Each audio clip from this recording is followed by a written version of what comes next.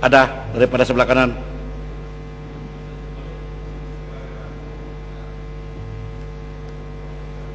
Sila.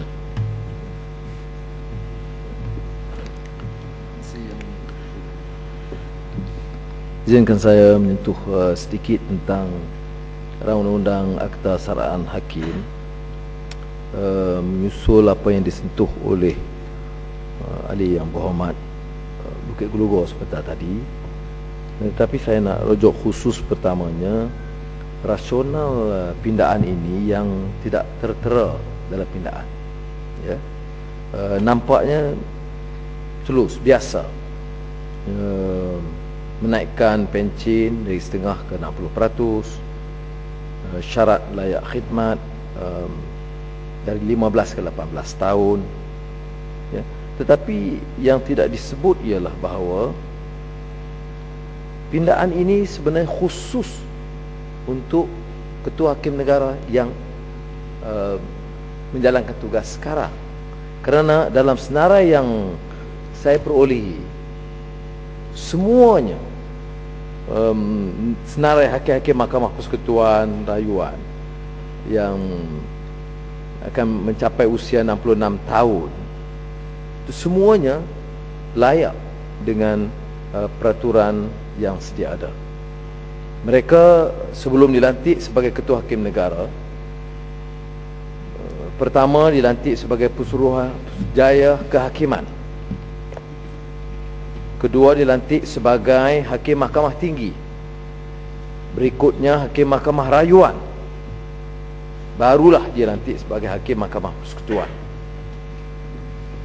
Dalam kes Tun Zaki, beliau hanya dilantik pada 5 September 2007 sebagai Hakim Mahkamah Persekutuan. Kemudian Presiden Mahkamah Rayuan pada bulan 12 tahun yang sama, dan pada tahun berikutnya Ketua Hakim Negara.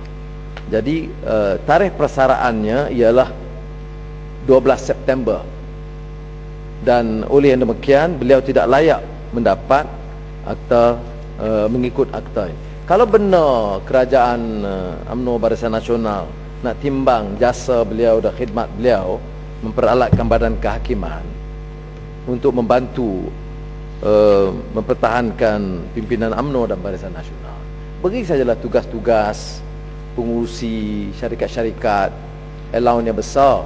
Tak perlu digunakan parlimen untuk pindah perlembagaan untuk memenuhi hasrat satu orang sahaja, ya. Kerana saya ada senarai di sini, Ketua Hakim Negara, Presiden Mahkamah Rayuan, Hakim Besar Malaya dan Hakim Besar Sabah Sarawak.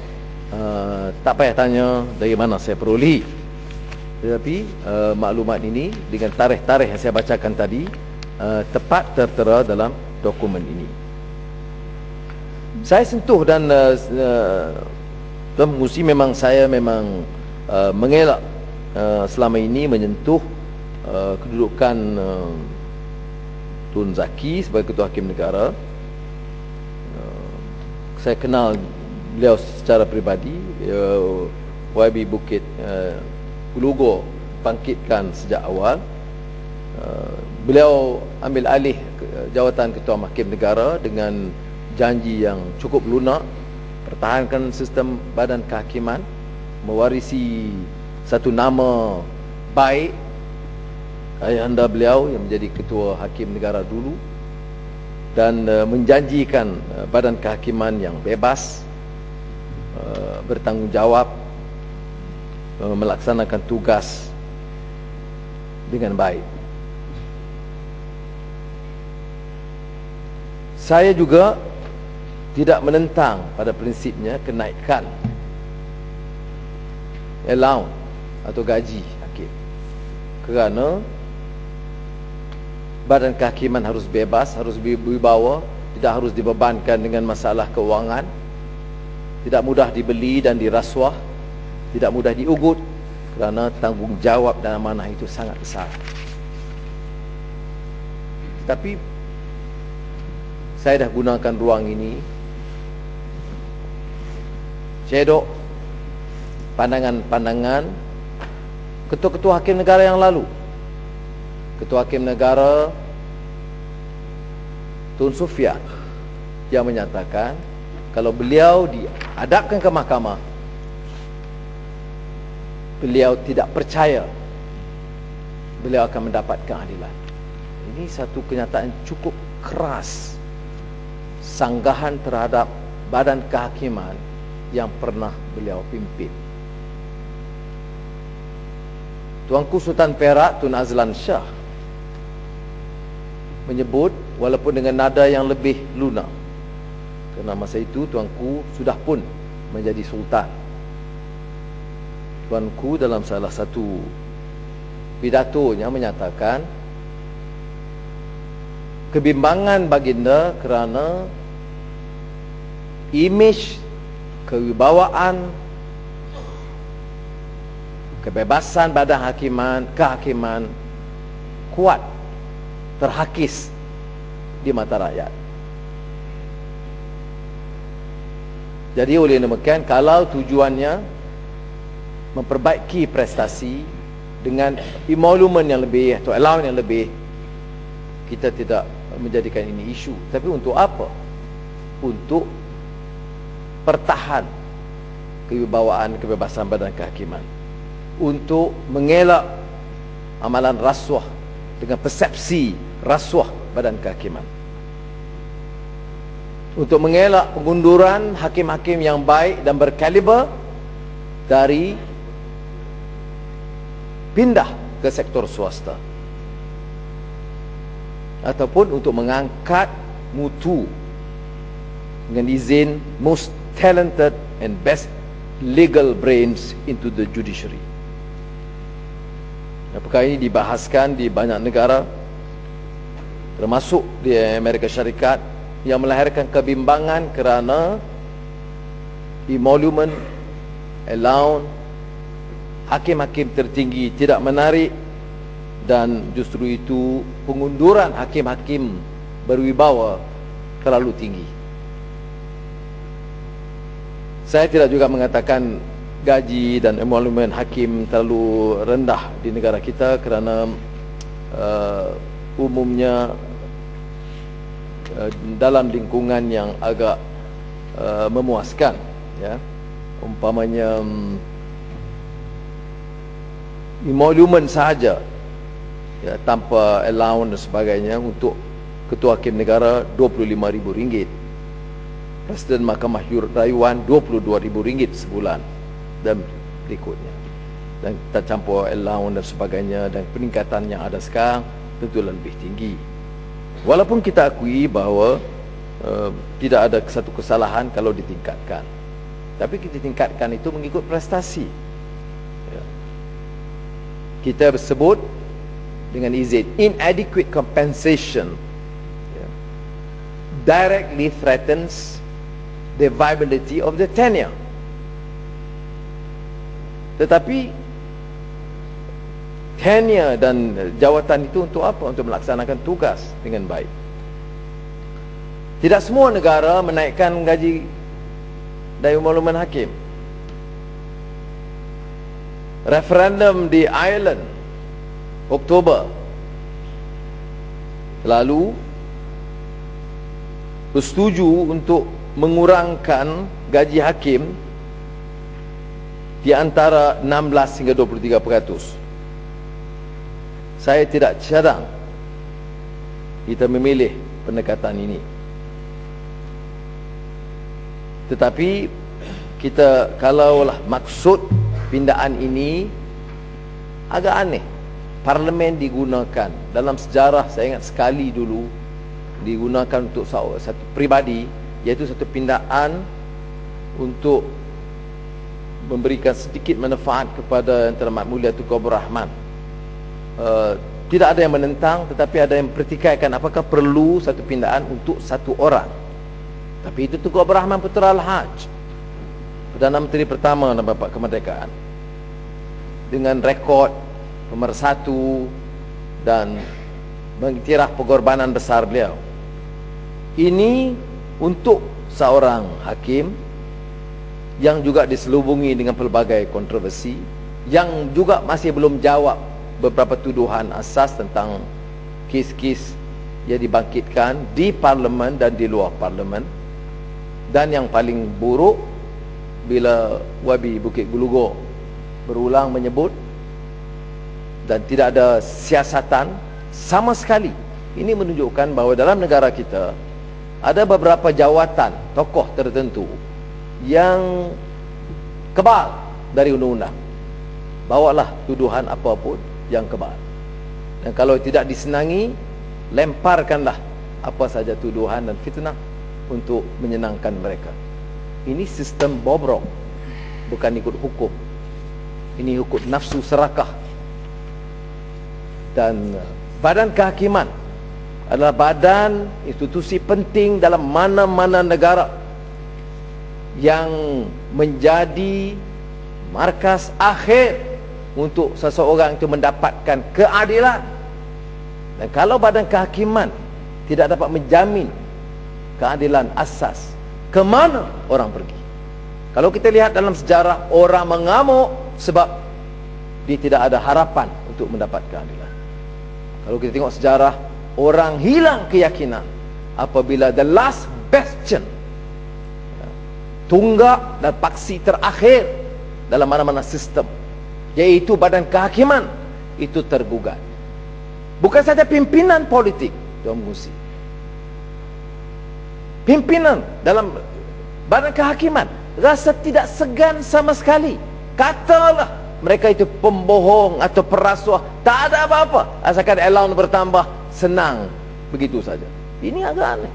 Dia tidak ada perasaan tergugat. Bagaimana mahkamah dari peringkat magistrate sampai ke ketua hakim negara, kalau kes itu melibatkan kepentingan politik, mana ada harapan? Mana-mana manusia yang boleh mendapat keadilan?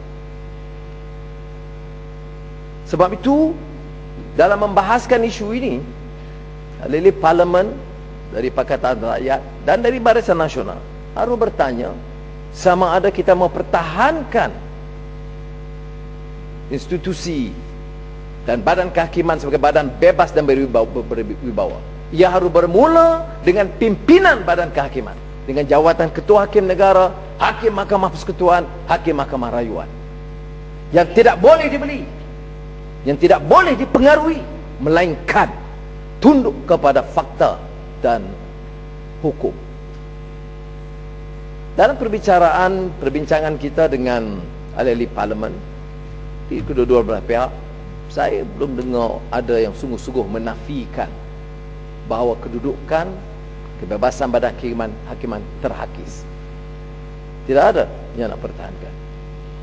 Paling tidak, kalau menurut saya, dia kata biasalah kita dalam kerajaan, you dalam pembangkang, itu biasalah hukum. Besok you dalam kerajaan pun macam tu juga. Itu alasan. Itu bukan alasan hukum. Itu alasan yang menidakkan perlembagaan negara dan prinsip badan kehakiman. Jadi sebab itu, saya pohon pertimbangan menteri yang bertanggungjawab supaya tidak menggunakan ini sebagai hanya gelanggang mencerca, tetapi untuk menilai semula. Apa yang kita sebut di sini, kita pertahankan. Pertamanya dengan fakta tentang senarai emolumen dan secara terperinci, ya, tarikh capai usia 66 tahun, perlatikan di semua jabatan badan kehakiman, yang menunjukkan dan membuktikan hanya ketua hakim negara yang ada sekarang, Tun Zaki, yang tidak layak mendapat saraan ini, maka mau dipindah. Saya ulangi, saya tidak bantah. Nak bersara, bagilah jawatan apa pun, ya, tapi tak perlu dipindah undang-undang, akta, semata-mata untuk memenuhi keperluan seorang yang kewibawaannya, prestasinya usahanya memperbaiki, mempertahankan kemuliaan ini juga dipertikai dengan begitu teruk sekali. Kedua yang saya sebut ialah tentang laporan berterusan mengenai kebobrokan sistem, termasuk laporan Suruhanjaya Diraja mengenai Badan Kehakiman bersabit dengan laporan video Wikilingham. Sampai sekarang laporan itu dibuat, cadangan dikemukakan, tetapi mana-mana Badan Kehakiman kalau ada sedikit maruah dan kewibawaan harus meneliti dan memperbaiki. Yang diperbaiki yang saya faham keluar masuk mahkamah ni ialah time itu tepat. Mesti mula jam 9 pagi.